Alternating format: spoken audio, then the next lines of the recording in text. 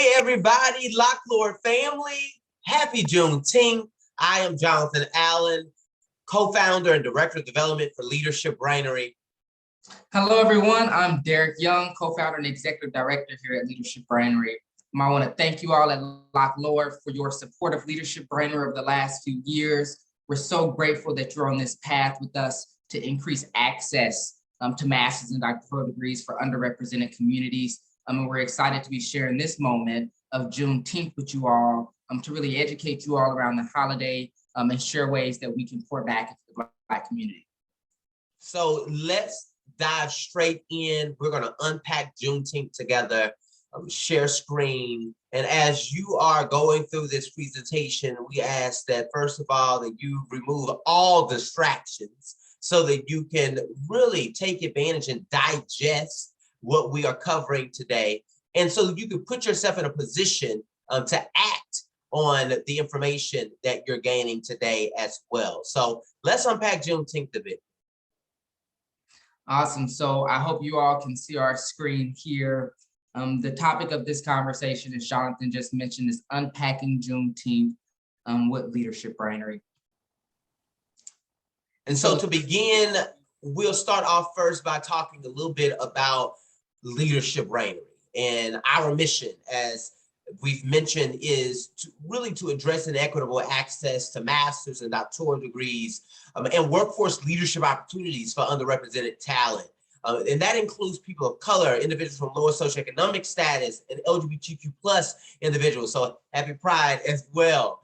We work with prospective and current graduate students, academic institutions, employers, and committed community members to eliminate systemic barriers to education and create inclusive communities. And our theory of change is that with greater resources and access to inclusive networks, advanced education, and that underrepresented communities can leverage impactful and higher wage careers to establish financial stability and reinvest in their communities to create generational prosperity.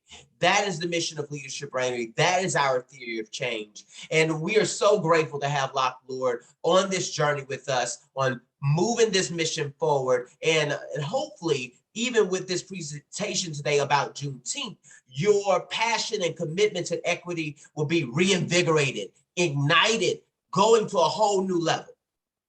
Yes, indeed. And I would love to say also that Leadership Brainery it exists because of our lived experience, particularly our experience in law school, where we went and we were some of the few Black men in our programs. When I went to law school, I was 1 out of 2 Black men out of 250 students.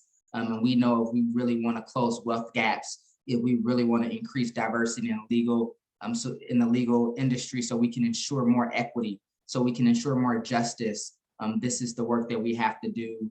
And it starts all the way back, even before Juneteenth, but Juneteenth is the perfect moment to celebrate how far we still have to go.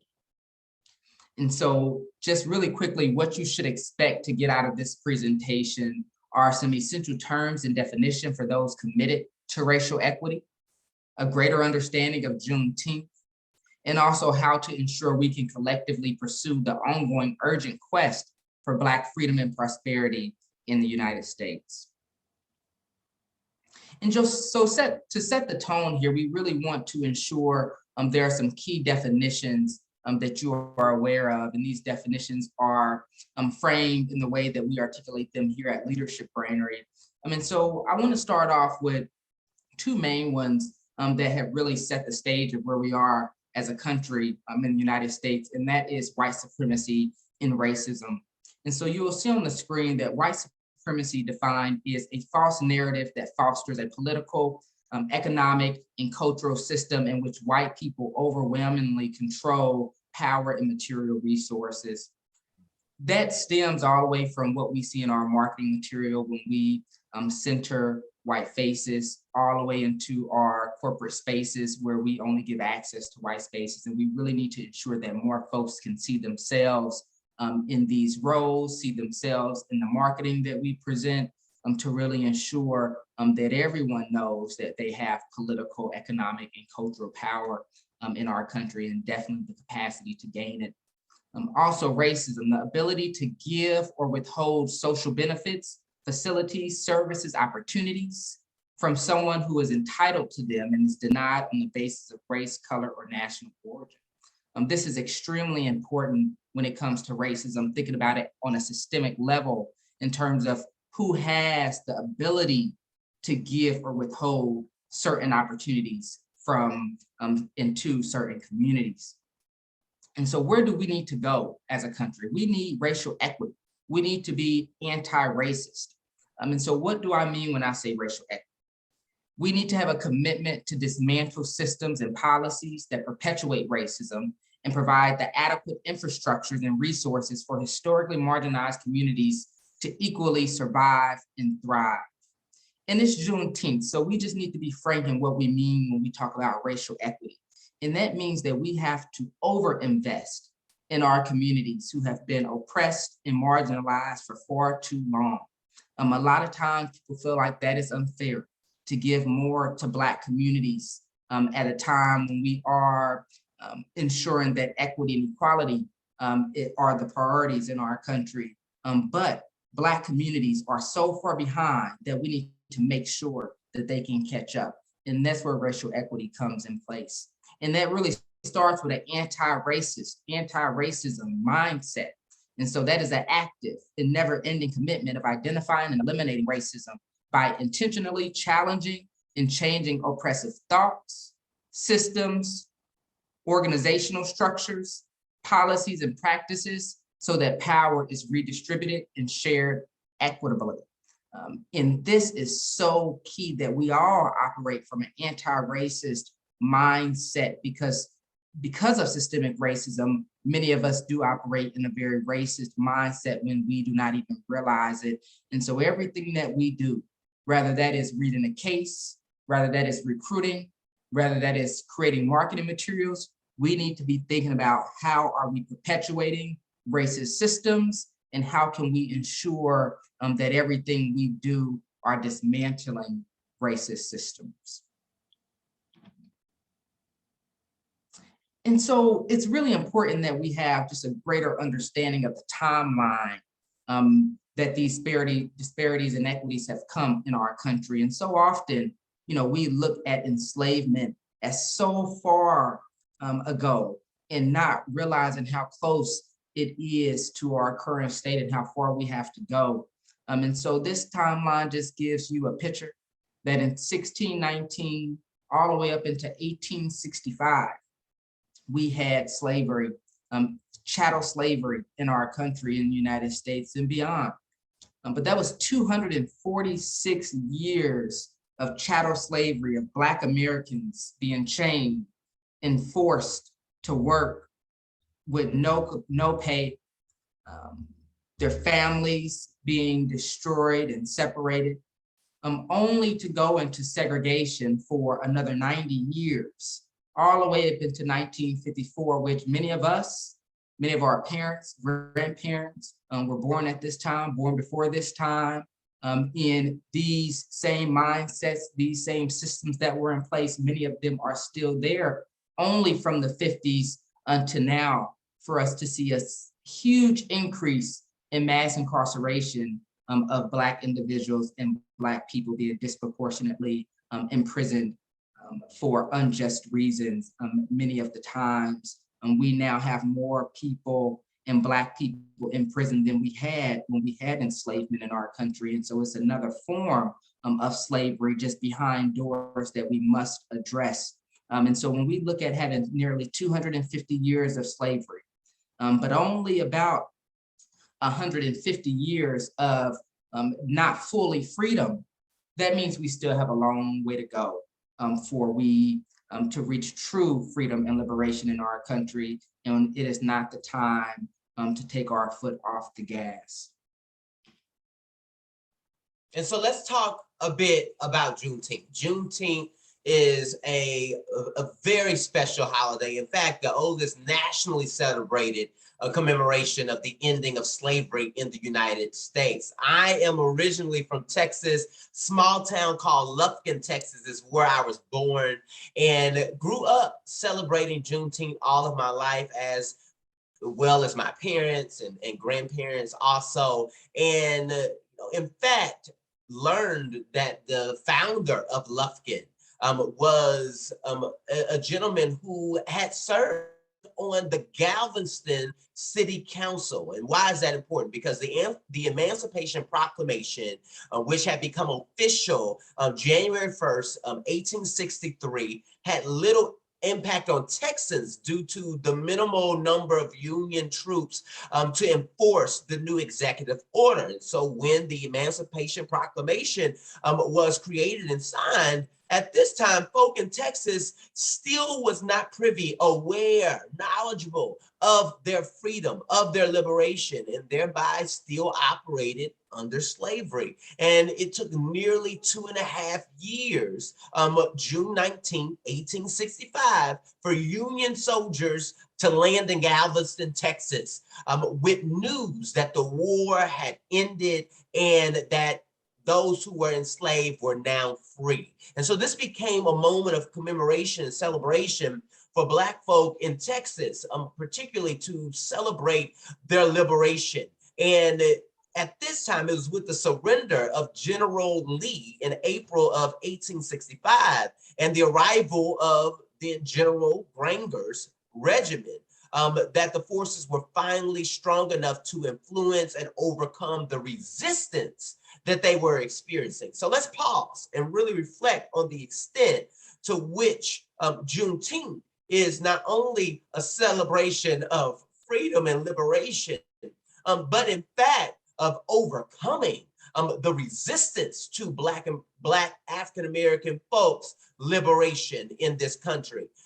And that is, as they're just described, as we think about the timeline of oppression of Black people in America, is something that even today we should not lose focus or lose sight of.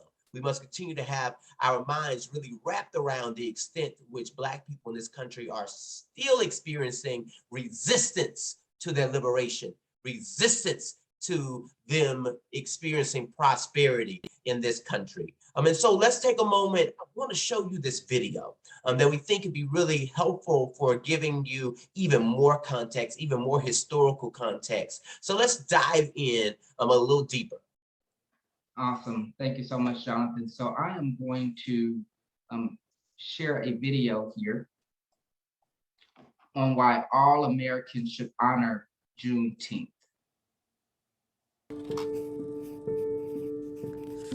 Juneteenth is a deeply emotional moment for enslaved people because for decades, for centuries, enslaved people prayed for, hoped for, fought for in the form of slave rebellions, running away, bought their freedom when they could.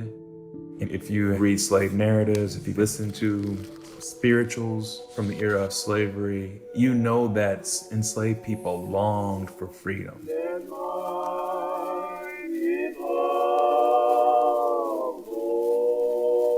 This was something that had been hoped for, but many believe may never come.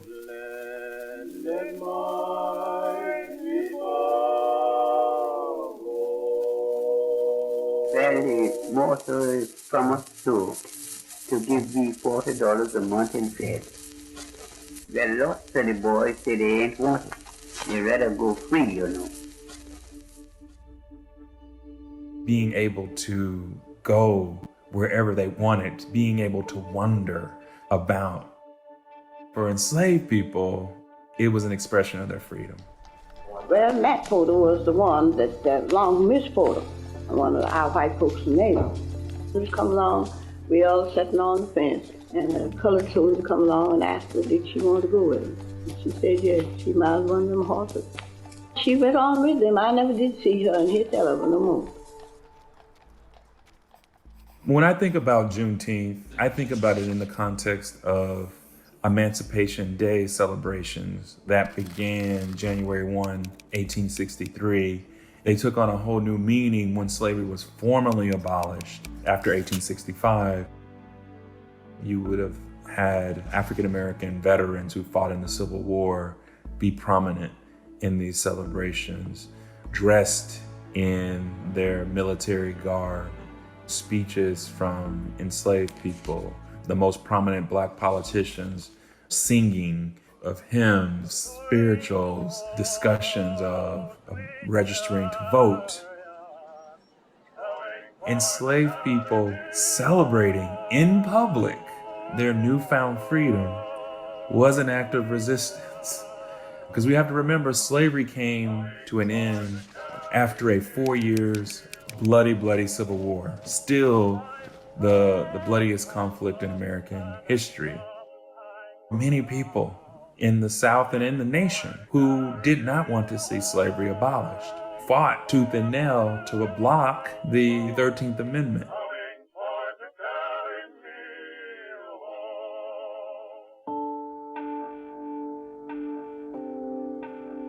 The abolition of slavery created a huge humanitarian crisis in the South. Suddenly, 4 million people have very little means to take care of themselves, to support themselves, and do so in a really hostile environment.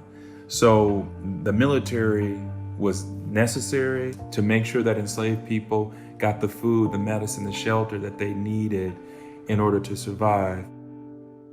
They're also there to protect, to the extent that that was possible, freed people from violence, from recriminations, from slaveholders, from Confederates who still hadn't given up the fight.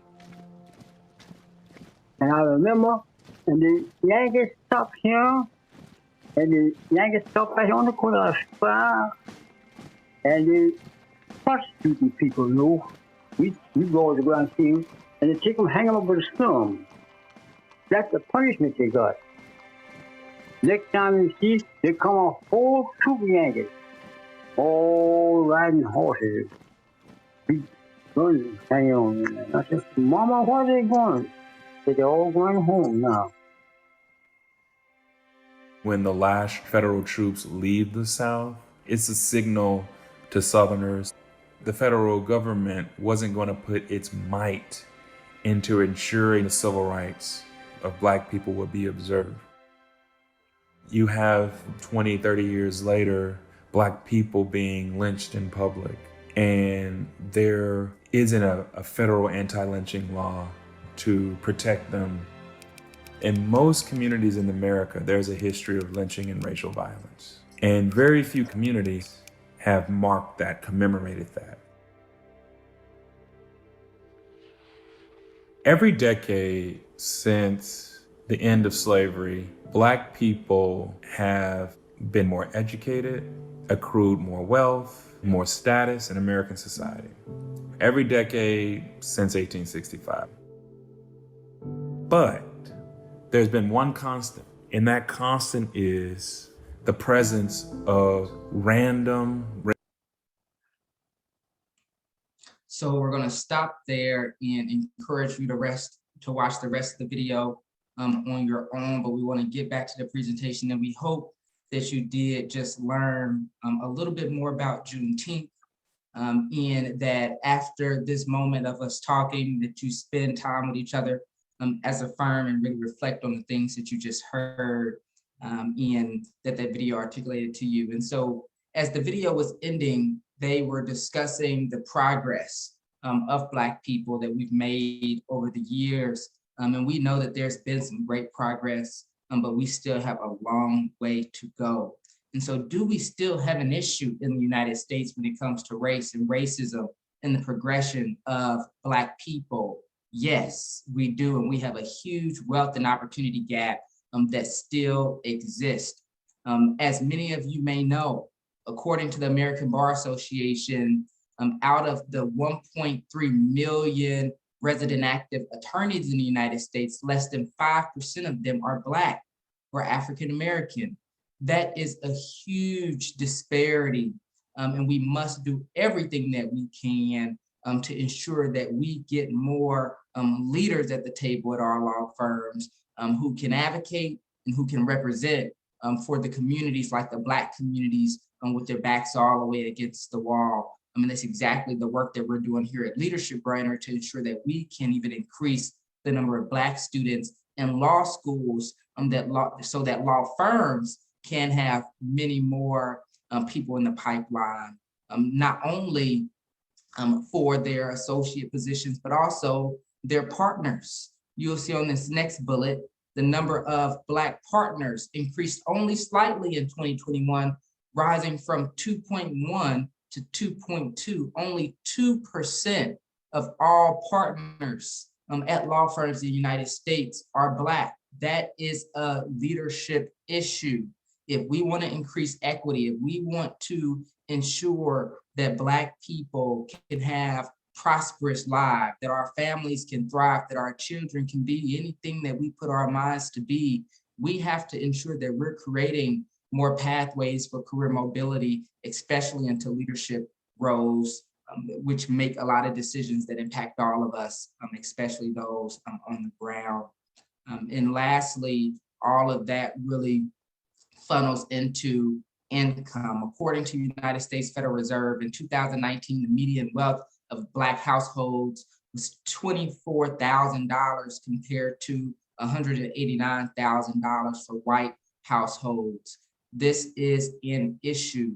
You all know very much so well how prices are rising on everything from gas to food. However, one thing that is not rising is the income for Black families. And so when items and materials and resources continue to rise and income does not rise, that means that wealth gap continues to widen. And that means we're going back. We're not making progress. We're retracting on everything that many of us and many of you have worked hard for to create a more racially equitable country. And so we have to ensure that we put our foot on the gas, and I'm gonna continue to say that to make sure that we can close these wealth gaps instead of them continuing to widen as we are starting to see more and more. And so the question is around what's next and what can you do? And I'll first say to you that you must reflect on the question around the extent to which you are actually serious about furthering, advancing equity in this country. And it is not lost upon us that we are talking about Juneteenth and this moment and this holiday now that has primarily been celebrated in Texas and through descendants of Texas, and has now in recent years taken on a more national landscape. In fact, now becoming a federal holiday in the United States. And so with that positioning, you must ask yourself, how much celebrating Juneteenth for you is around your own commitment to advancing equity, as opposed to just being trendy, just being on topic, to just following the pack around what everybody else is doing at this time. I want to urge you, we are urging you today to really embody a mantle of hope, belonging, and action. And so the question that we ponder is how to ensure we collectively pursue the ongoing urgent quest for Black freedom and prosperity in the U.S. Some of our suggestions to you today is, one, to donate to organizations that focus on closing educational and opportunity gaps like Leadership Brainery. And certainly those of you who do not identify as Black or African American, when we think about Juneteenth, my charge to you is to think about how you can invest in our communities, not just by lip service and by doing something that makes you feel good, but what do our communities really need for us to be uplifted and for us to be impacted in a positive way as to close wealth gaps and opportunity gaps in our country. Invest in Black communities. Invest in organizations led by Black people, for Black people. Also advocate for more Black law students and attorneys speaking directly to the legal profession. It is critical that if we're going to shift the tide on inaccessibility to legal resources, as well as representation in the legal process, we need to have more Black people who are attorneys in this country. And the pathway to getting there is to make sure there are more Black law students in law school to begin with. And then we also have to talk about building greater relationships with Black communities. And that in order for us to really support and uplift Black communities, we have to be in community with Black communities. And so if you don't know Black people, if you don't have relationships with Black people outside of the people that you work with, I want to encourage you to become more intentional, more committed than you've ever had before, to build meaningful, deep relationships with Black communities. And doing that in your workplaces, but also doing that in your casual spaces and your social spaces, getting to know people in your neighborhoods, going outside of your comfort zone to get to know people for who they are. And this is a pathway, certainly, to moving the needle on strengthening our communities across our various backgrounds and perspectives and experiences, but also being intentional about uplifting those communities with their backs most against the wall. And that requires relationship building, that requires advocacy, and that requires investment. And so those are some of the suggestions that we raised today. Hope that you would take heed and that you will act. And if you want to learn more specifically about the work that we're doing at Leadership Brainery, again, we thank Locke for being a supporter of LB to ensure that we can provide more mentorship to prospective law students from diverse backgrounds so that we can connect them to recruiters from graduate schools and also specifically law schools, but then also so that we can also begin exposing them to career pathways that they can take to not only build financial stability for themselves, but reinvest in their communities. And so thank you. Go to leadershipbrainery.org to learn more about our work. We look forward to hearing from you. Again, it's Juneteenth. So let's be more mindful than we ever have been before. Looking forward to continuing to see the relationship that we're building strengthen over time. But certainly as you reflect on Juneteenth, reflect on the extent to which you are heightening, increasing your commitment to equity like never before. Yes, that is so critical. Thank you all so much for this time. I hope you have a great time reflecting on this conversation over the next few minutes, and that you can go home, share with your family, share with your friends, everything that you learned today. And like I said earlier, be anti-racist. Make sure you're taking this mindset everywhere with you every day. We look forward to continuing to build in our relationship. Have a great rest of your day. Take care, everybody. All right.